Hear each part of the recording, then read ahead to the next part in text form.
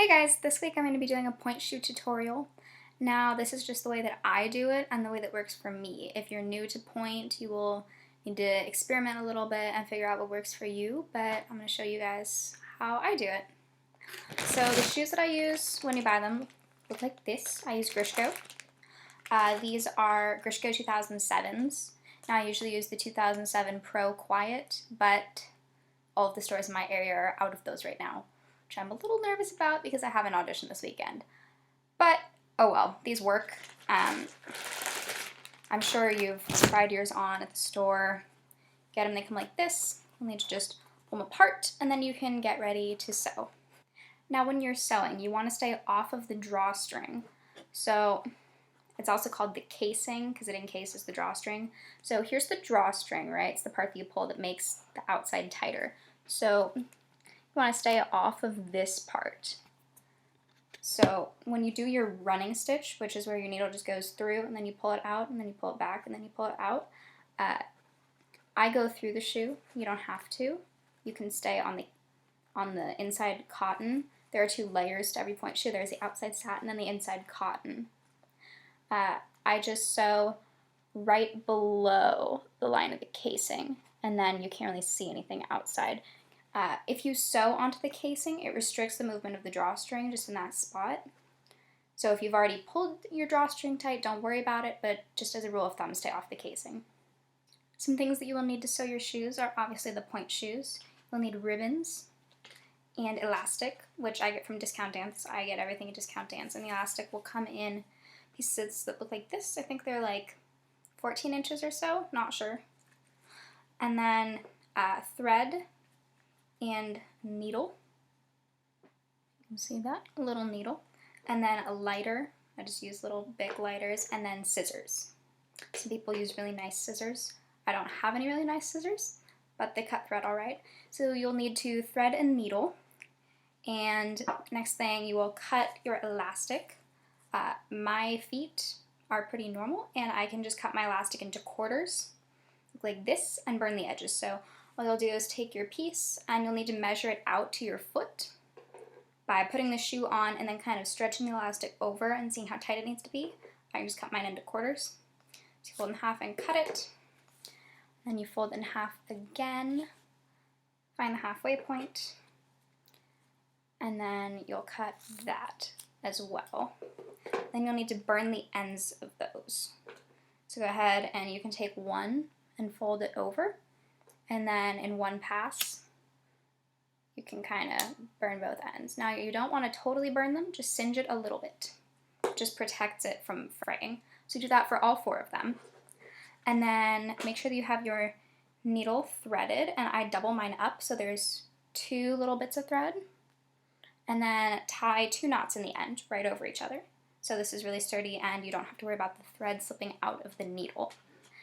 So I cross my elastic, so I use 4 pieces. So what you will do is you will take your shoe and your first piece of elastic, this is just how I do it, and I kind of fold the back of the shoe up so I can see it, and I put the elastic right next to that seam there. So from the inside, looks kind of like that, all right?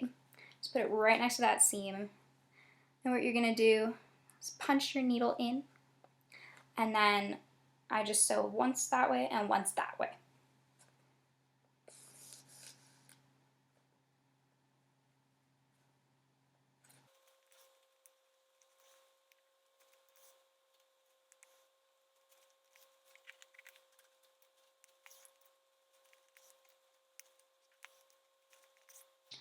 Once it's all sewn, you will make a knot in the thread, and how to do that is you just kind of, here, let me come closer so you can see this.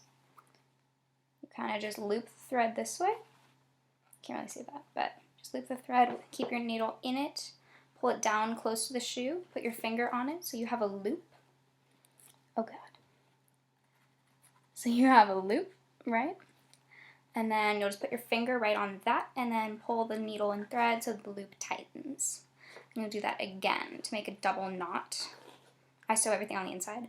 Then you'll clip the thread and repeat that with another piece of elastic on the other side of the shoe. Now that you have sewn both of your elastics on the back of your shoe, if you're crossing, it should look kind of like this. And then inside the shoe, like that. And then you will just cross one over the top this way to the other side.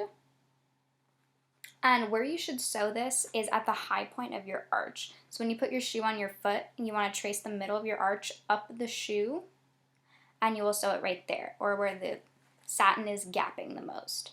So I happen to be able to sew mine right in front of this little seam here. So sew both of those, and then we'll move to ribbons. Once you have both of those sewn in a cross, it should look like this. I sew mine on the inside because I don't like them showing on the outside. So once you have that done, you will need to take care of your ribbons. So if you get them at Discount Dance, they come in a little baggie like this. I use freed ribbons because they're matte, so they're not shiny. Not really. I mean, they have sheen, but they're not very bright. I don't like shiny ribbons. Plus, if you have to pancake your shoes, then this cuts out a step. They come in 2 pieces if you get the freed ones at Discount Dance. So I then take those and cut them in quarters. So I put together the 2 ends and then cut the 2 loops at the end, and then you'll burn those as well. So I like to splay them out, so I'm holding all 4 ends at the same time. And with one pass of the lighter, you kind of just get all 4. Be very careful with the lighter and the ribbon, because sometimes if there are long tails, it can fall onto your hand and burn you. So before you burn them, if there are long tails that are on the ribbon, just cut those off. Makes things easier. So then I've got all 4.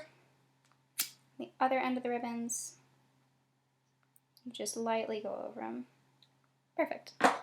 So when you're going to sew your ribbons onto your shoe, just take one of the ribbon pieces. You're going to fold it twice before sewing, okay? So fold it once and then again. So it looks like a little loop on the end. This reinforces it so that the ribbon doesn't fray as much. Now sew these wherever you need your support again. Usually if you do a loop of elastic instead of the cross, you'll do these right behind the seam. I also do these right behind the seam on the inside, so it'll look like that from the outside with the ribbon. And I'm going to sew them there on the inside. So again, well, I do a running stitch for everything, but I just go in a box around a little rectangle. So sew your ribbons and then come back. So after you've sewn one ribbon, it'll look like this from the outside. And I do go through the satin when I sew, but since I sew things on the inside, you can't really see it from stage. So people prefer to sew on the inside, but then from the inside, it'll look like this. There we go. So do that on the other ribbon, and then repeat all the steps on both shoes if you haven't already. Congrats, we're done.